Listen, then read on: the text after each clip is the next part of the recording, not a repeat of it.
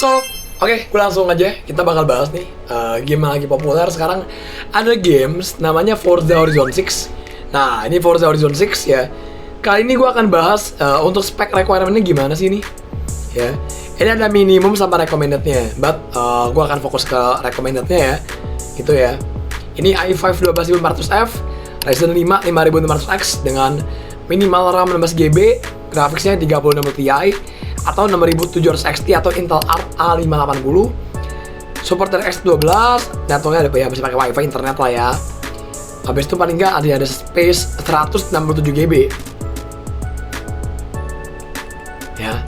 Siapkan uang kalian beli SSD sekarang, mantap. Ya. Oke.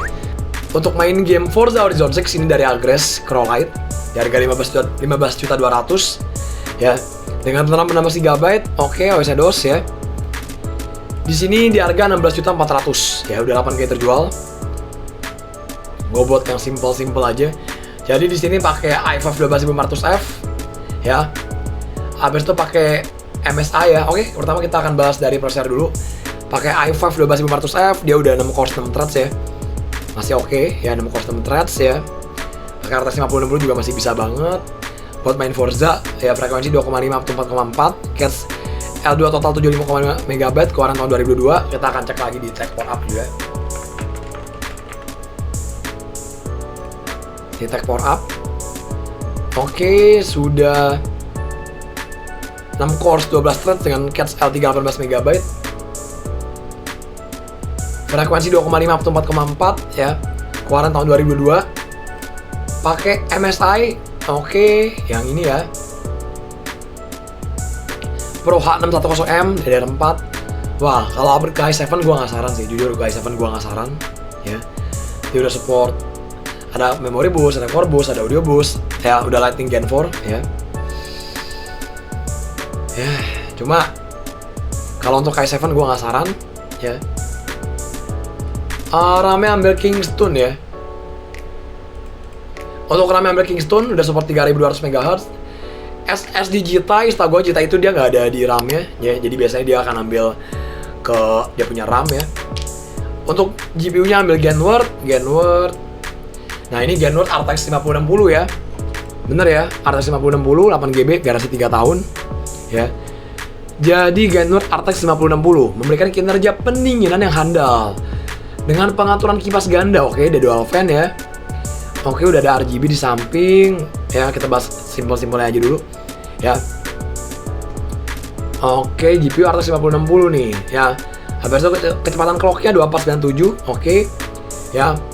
8GB GDDR7 128 bit, bandwidth 448GB per detik ya. Dia pakai PCI Express Gen 5, oke ya. Ya cuma kita lihat sedikit tadi motherboardnya masih Gen 4 ya, tapi nggak bakal kerasa banget lah ya. 1K8 bin. Cooler Master, tadi Cooler Master dia pakai yang ini ya. Dia udah air cooler ya, 120 mm ukurannya. Dia ada berapa pipes nih? Ada 2 head pipes, oke ya. Harga 500 ribuan. Ya, mungkin gua akan cari yang lain seperti Thermal Red Pierce Assassin ya. Habis itu untuk power supply-nya dia pakai Thermal Red ya. Untuk power supply dia pakai Thermal Red. Cuma jujur aja dia, setahu gue dia nggak ada 12 VA PWR. Gue lebih saran power supply gue nggak truk. Jadi yang pertama dari segi motherboardnya masih PCIe Gen 4 untuk PCIe-nya. Habis itu untuk dari segi SSD-nya belum ada di RAM ya. Power supply ini nggak ada. Habis itu untuk power supply-nya pakai yang ini ya. Tapi gue lebih saran kalian upgrade yang ini ke Corsair ya.